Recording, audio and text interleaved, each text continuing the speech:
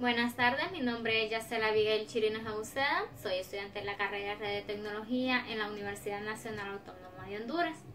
A continuación les hablaré sobre el capítulo 36 del Manual de Radiología para Técnicos, que son los efectos tardíos de la radiación. Los efectos inmediatos a la exposición a la radiación son producidos por dosis altas de radiación. Los efectos tardíos de la exposición a la radiación son el resultado de bajas dosis de radiación liberadas durante un periodo largo. La radiación experimentada por el personal de diagnóstico por la imagen es de baja dosis y de baja transferencia lineal de energía. La exposición a la radiación a la que nos sometemos en el diagnóstico radiológico es baja y de baja LET. Es de naturaleza crónica porque se libera de forma intermitente durante largos periodos de tiempo. Por tanto, los efectos tardíos de la radiación son de especial importancia. Los principales efectos tardíos son la malignidad inducida por radiación y los efectos genéticos. La mayoría de los efectos tardíos se conocen también como efectos estocásticos. Los efectos estocásticos de la radiación muestran un incremento a la incidencia de su respuesta con el aumento de la dosis. Para una respuesta estocástica no existe dosis umbral. Nuestra guía de protección radiológica están basadas en los efectos tardíos de la radiación y en una relación dosis-respuesta lineal sin umbral. El estudio de un gran número de personas expuestas a una sustancia tóxica requiere un análisis estadístico considerable. Estos estudios se denominan estudios epidemiológicos y son necesarios como el número de personas afectadas es pequeño. Los estudios epidemiológicos de las personas expuestas a radiación son difíciles porque número 1, la dosis generalmente es desconocida, aunque presumiblemente baja. Y 2, la frecuencia de la respuesta es muy baja. Efectos locales sobre los tejidos. En la piel, además de los efectos inmediatos de eritema y descamación y del desarrollo tardío de carcinoma, la irradiación crónica sobre la piel puede tener como resultado el desarrollo de cambios graves no malignos. Los primeros radiólogos que realizaron exámenes fluoroscópicos sin guantes de protección desarrollaron sobre la piel de las manos y los antebrazos una apariencia muy callosa, despigmentada y envejecida. Además, la piel se volvía muy tirante y frágil y a veces agrietada y descamada. Cataratas. En 1932, Lawrence de la Universidad de California desarrolló el primer ciclotrón, una máquina de 12,7 centímetros de diámetro, capaz de acelerar partículas cargadas con alta energía. Los ciclotrones modernos se usan principalmente para producir radionúclidos que son utilizados en medicina nuclear. En 1949 apareció el primer artículo que informaba de cataratas en los físicos del ciclotrón. En 1960 se comunicaron varios centenares de casos de cataratas incluidas por radiación. Esto fue particularmente trágico por el hecho de que habían pocos físicos en alta energía. Las cataratas incluidas por radiación se producen en el polo posterior del cristalino. En los seres humanos se han observado periodos de latencia que varían de 5 a 30 años y el periodo medio de latencia es aproximadamente 15 años. La radiación de alta LET, como es la radiación de neutrones y protones, tiene un alto efecto biológico relativo para la producción de cataratas. La radiación dosis-respuesta de las cataratas producidas por radiación es no lineal con dosis umbral. Si la dosis sobre el cristalino es lo bastante alta, superior aproximadamente a los 1000 rad, el desarrollo de cataratas se produce en cerca del 100% del personal irradiado. El nivel exacto de la dosis umbral es difícil de valorar. Acontecimiento de la esperanza de vida. Se han realizado muchos experimentos en animales, tanto tras exposiciones agudas como crónicas, que demuestran que los espécimes irradiados mueren jóvenes. En el peor de los casos, en el ser humano, se puede esperar una reducción en la esperanza de vida de aproximadamente 10 días por cada rad. El acontecimiento de la esperanza de vida, incluido por la radiación no específico, es decir, no tiene enfermedades características asociadas, ni incluye efectos malignos tardíos. Se trata simplemente de un envejecimiento prematuro, acelerado y muerte. Riesgos estimados. Los efectos precoces secundarios de la exposición a la dosis alta de radiación son generalmente fáciles de observar y de medir. Los efectos tardíos también son fáciles de observar, pero es prácticamente imposible asociar una respuesta tardía concreta con una exposición radiactiva previa. Consecuentemente, la radiación precisa dosis-respuesta es a veces imposible de formular, por lo que ocurre el riesgo estimado. Hay 3 tipos de cálculos aproximados de riesgo: el riesgo relativo, riesgo excesivo y el riesgo absoluto. Y cada uno de ellos representa declaraciones diferentes de riesgo y tiene dimensiones distintas. Riesgo relativo.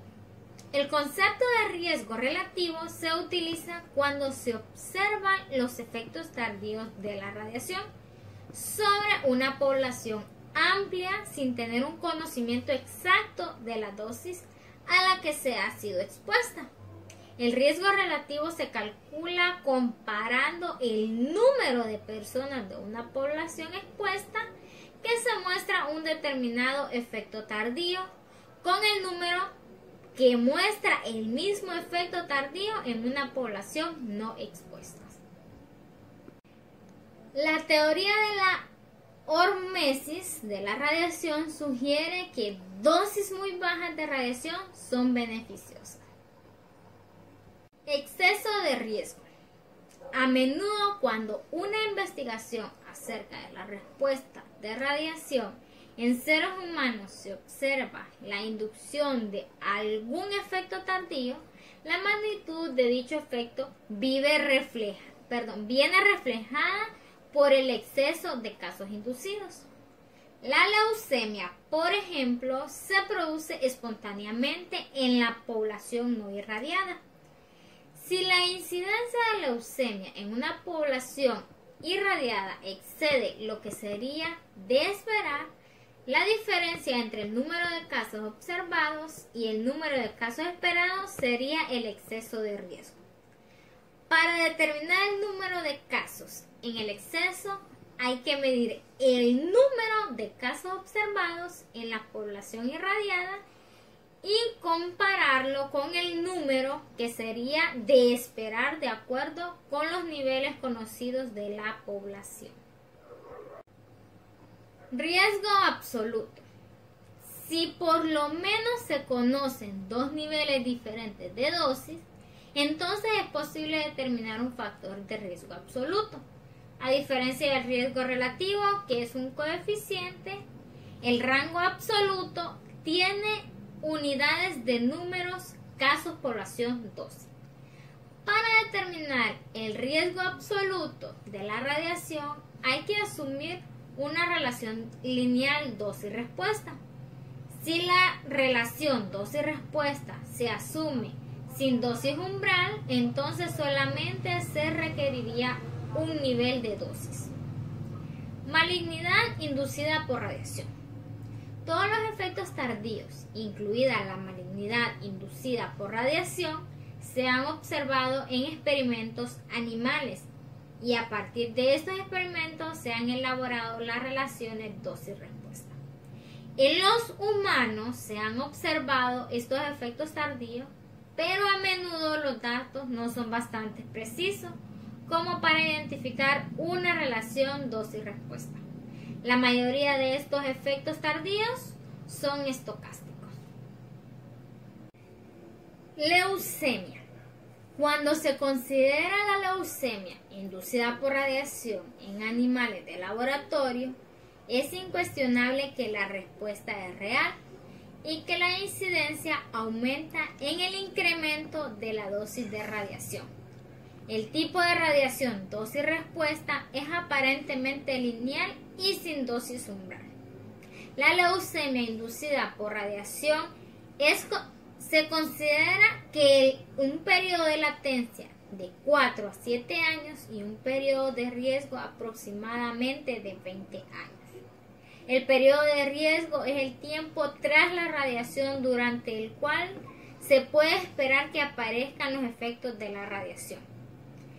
La leucemia linfocítica crónica es excepcional y por lo tanto no se considera una forma de leucemia inducida por la radiación. Cáncer. Todo lo que se ha expuesto con relación a la leucemia inducida por radiación también puede aplicarse al cáncer inducido por radiación. No se tienen tantos datos referentes al cáncer como a la leucemia. Sin embargo, es incuestionable que la radiación pueda producir cáncer. Cáncer de tiroides. El cáncer de tiroides se ha desarrollado entre grupos de pacientes cuyas glándulas tiroideas fueron irradiadas desde la infancia. El timo es una glándula situada justo debajo del tiroides que puede aumentar de tamaño inmediatamente después del nacimiento en respuesta a una infección. Cáncer óseo. Existen dos grupos de población que han proporcionado gran cantidad de datos que demuestran que la radiación puede causar cáncer de hueso. El primer grupo está compuesto por los pintores de las esferas de radio de los relojes.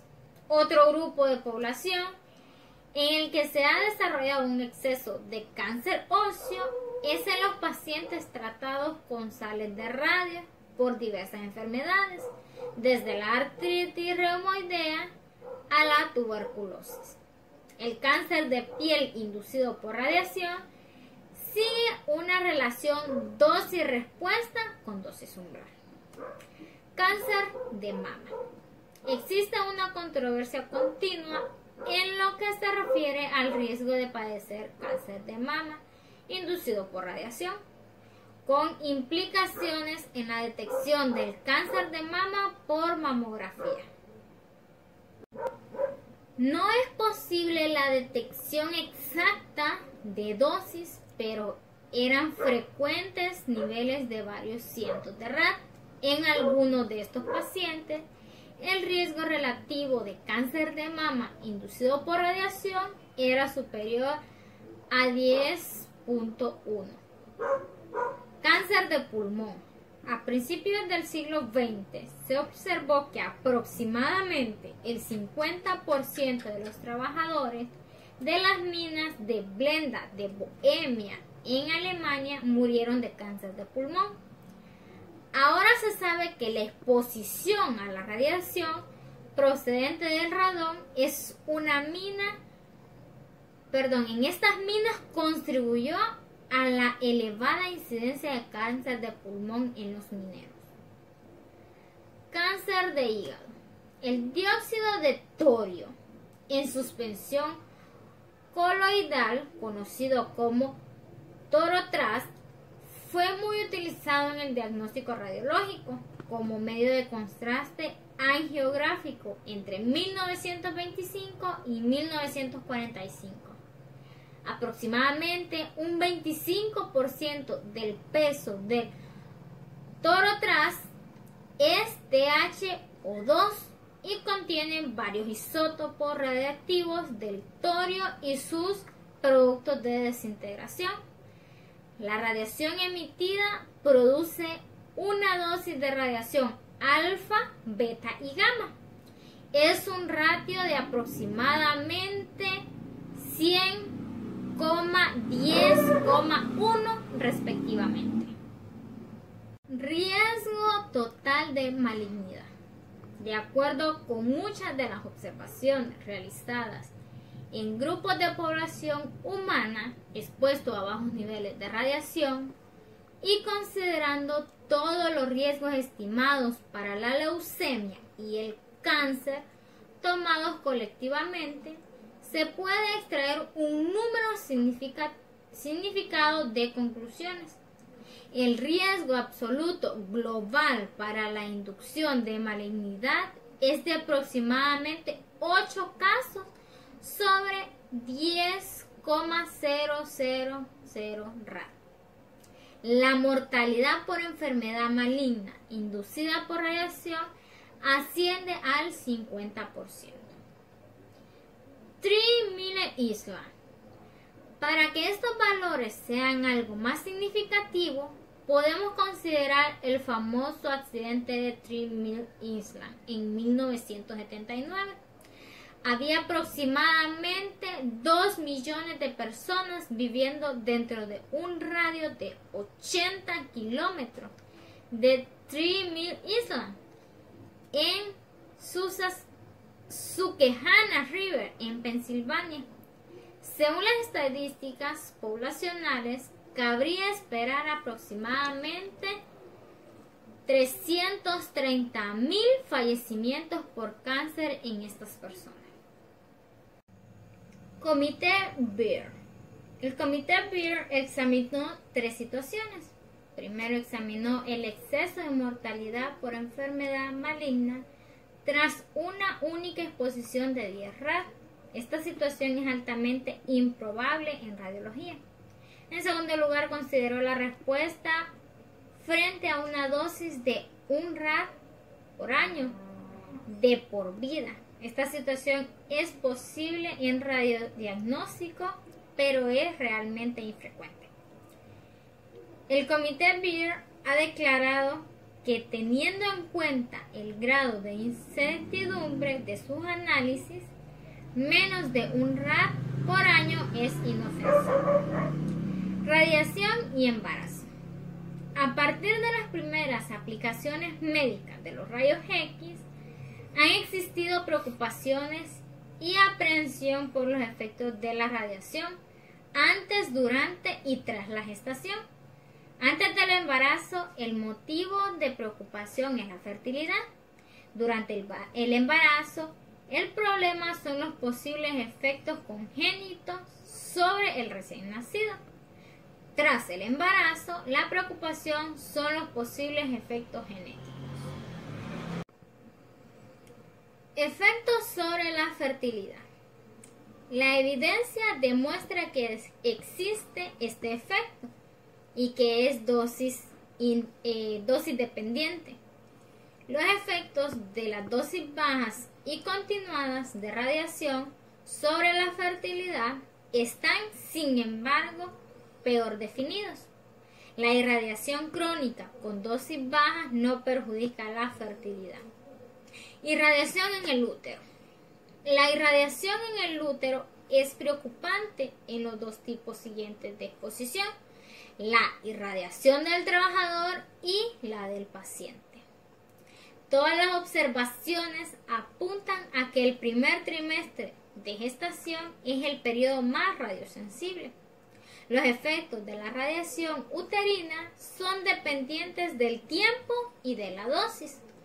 Estos efectos incluyen la muerte prenatal, la muerte neonatal, las anomalías congénitas, la inducción de malignidad, el retraso general del crecimiento, las anomalías genéticas y el retraso mental.